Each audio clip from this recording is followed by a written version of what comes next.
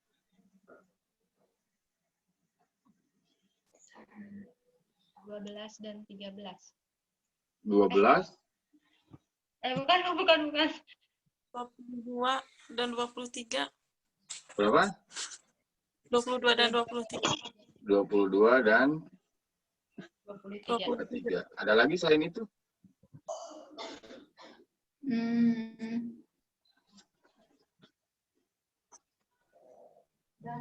Bapak bilangannya bisa lebih dari 2, kan? Kenapa?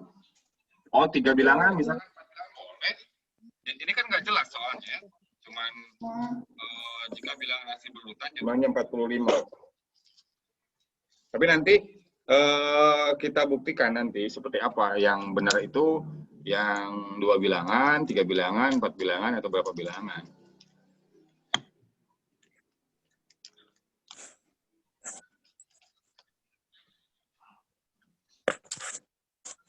Kalau yang 3 bilangan ada nggak kira-kira? Kalau yang 9 bilangan, Pak, ngurut Boleh. jadi 1, ditambah 2, ditambah 3, ditambah 1 sampai 5, Berapa? sampai ditambah 3 bilangan. Sampai ditambah? sampai ditambah 9, hasilnya 45. Sampai ditambah berapa berarti ujungnya? 9. 9 ya? Dari 1 sampai 9. Dengan 45 gitu ya? Iya. Oke. Ada lagi? Kalau yang 3 bilangan, Pak. Ya, boleh 3 bilangan berapa? Yang 3 bilangan, Pak. Berapa? 14, 15, 16. 14, 15, 14, 15, 16. 16. Iya, oke, itu sama ya, 45 ya. Nah, pertanyaan saya, bagaimana Anda menemukan bilangan-bilangan itu?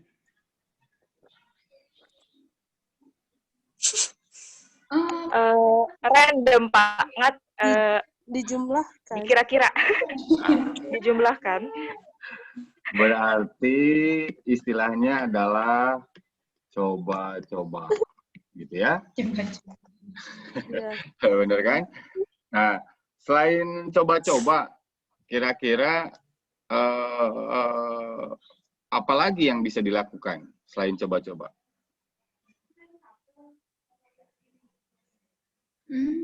Bisa nggak?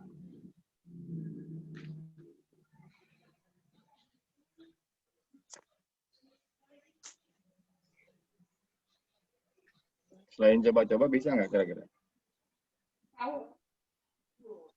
Bisa, Pak. Bisa. Gimana kok? Menggunakan konsep matematika, Pak.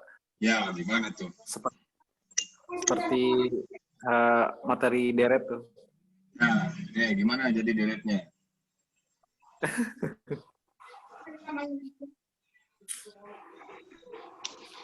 Jadi memiliki beda yang sama, memiliki dari setiap urutan bilangan memiliki beda.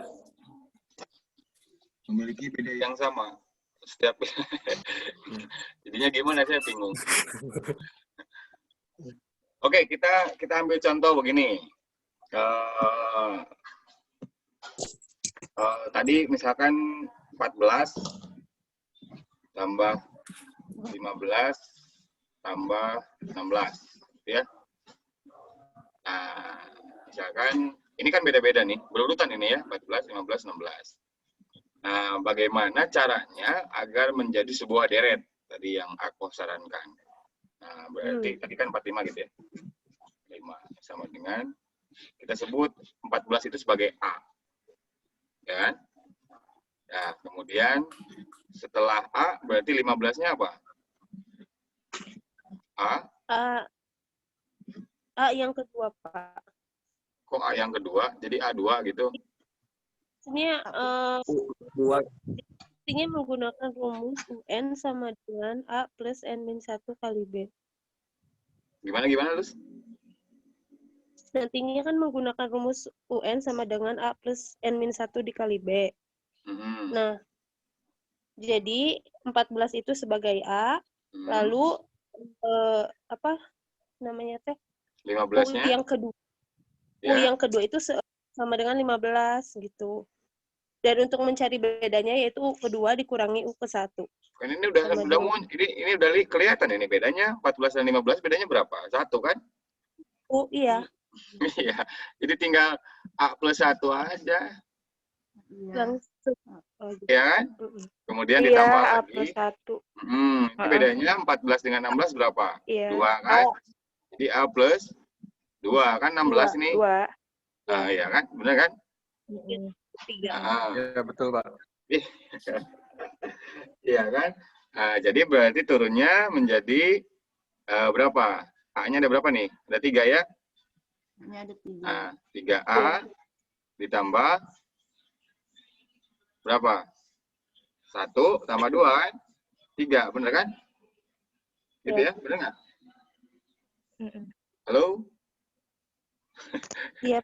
Iya kan? Nah, gitu. Jelas. Oke. Kita lanjut. Nah, tadi kita sudah punya, sebentar ya, hapus dulu kegedean.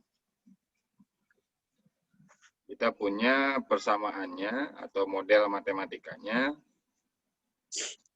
Misalkan 45 sama dengan 3A plus 3 tadi ya. Betul ya? Maka ini jadi Betul, Pak. 42 ya, sama dengan 3A. Iya. A sama dengan 42 per 3. Betul ya? 14 ya? Betul? Ya. Ya, itu kan.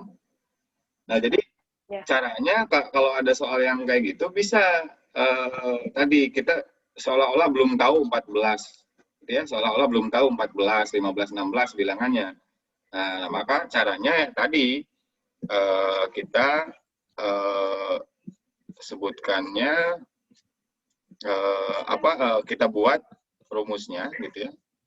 Jadi kita buat permodelannya, misalkan kita nggak tahu nih bilangannya berapa, 14, 15, 16 gitu ya. Kita belum tahu 14, 15, 16. Ini sama aja. Ini A, berarti bilangan pertama ditambah bilangan kedua pasti A plus 1. Tambah bilangan ketiga pasti A plus 2. Karena disebutkan di soalnya berurutan, kan gitu ya. Nah, gitu. Jadi, betul tadi kita sudah tahu 14, 15, 16.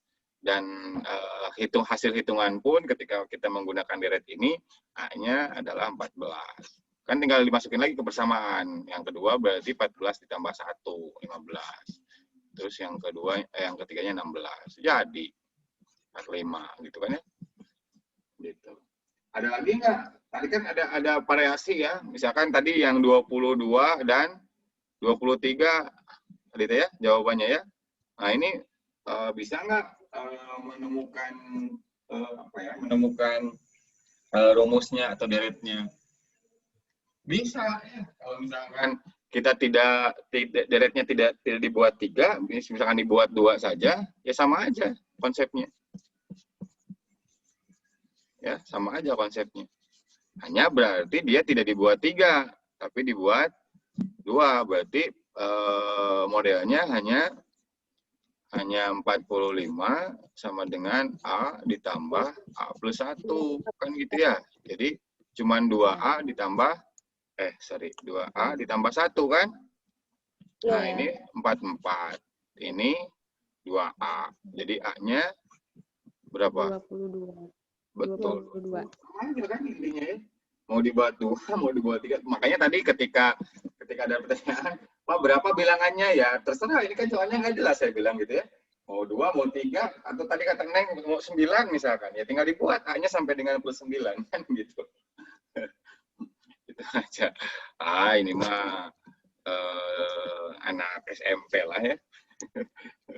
Oke, kita lanjut. Ini mengenai segitiga Pascal. Segitiga Pascal. Kita udah berapa menit ini? Udah 47, Pak. 47. Gimana, mau lanjut?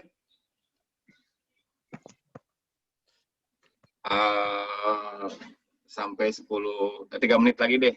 Nah, ini itu bukti yang pertama. Nah, bukti yang kedua ini segitiga Pascal.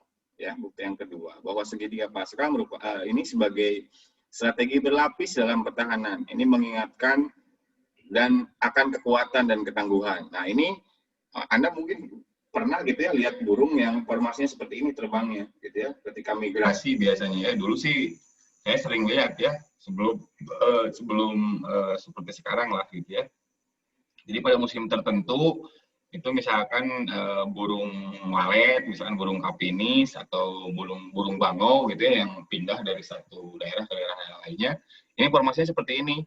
Ini membentuk sebuah formasi. Ini seperti segitiga Pascal. Nah ini dipandang sebagai sebuah strategi untuk meningkatkan kekuatan atau ketangguhan. Jadi kalau ada musuh ini sulit ditembus lah barangkali gitu ya. Nah itu, ini salah satu contoh yang kedua. Nah contoh yang ketiga ini contoh yang menggambarkan bahwa tidak semua apa yang dituliskan sebagai pola matematika itu bersifat komutatif, gitu ya. Tidak bersifat komutatif. Misalkan resep dokter 3 dikali 1 ini berbeda dengan 1 kali 3. Jadi makanya kalau kita lihat resep dokter ini nggak bisa dikenakan atau nggak bisa disebutkan sebagai sebuah formula komutatif, gitu ya. 3 kali 1 kan kalau di matematika sama dengan 1 kali 3. Nah, tapi dalam hal urusan resep dokter ini tidak bersifat komutatif. 3 kali 1 berarti minum obatnya 3 kali dikali obatnya 1 buah gitu ya. Nah, kalau 1 kali 3 berarti dia minum obatnya 1 tapi obatnya 3 butir, kan beda nih. Nah, ini bahaya ini. Gitu ya. Misalkan lagi yang kedua, obat tertentu diminum setelah makan, berbeda dengan makan setelah minum obat. Nah, ini juga sama. Dalam tinju misalkan A dikalahkan B, B dikalahkan C, tetapi belum tentu A dikalahkan C. Nah, ini pun tidak bersifat komutatif. Kan gitu ya. Seperti dalam main bola juga sama, Persib menang melawan Arema. Arema kalah misalkan lawan Persija, belum tentu Persib menang dengan Persija, kan gitu ya. Nah, itulah barangkali. Nah, dan masih banyak yang lainnya lah ya, masih banyak yang lainnya. Nah, minggu depan mungkin kita akan berbicara beberapa kesalahan matematika di masa lalu, gitu ya. Nanti baiknya Anda pelajari dulu deh ya. Anda baiknya pelajari dulu biar kita bisa lebih interaktif lah barangkali gitu ya. Oke, itu dulu sebelum saya tutup. Nah, ini ada semua ya, 10 orang. Dan apakah ada pertanyaan? Silakan.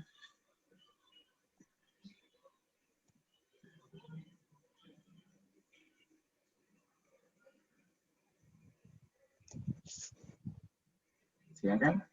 Kalau tidak, saya tutup. Oke ya, udahlah. Nanti simpan pertanyaannya minggu depan aja. Terima kasih atas kehadirannya. Tetap jaga kesehatan. Saya tutup pertemuan untuk minggu ini dengan sama-sama. Mari kita membacakan hamdalah. Alhamdulillahirrahmanirrahim. Dan saya tutup. Wassalamualaikum warahmatullahi wabarakatuh. Waalaikumsalam warahmatullahi wabarakatuh. Saya end meeting ya. Wabarakatuh. Ya, Pak.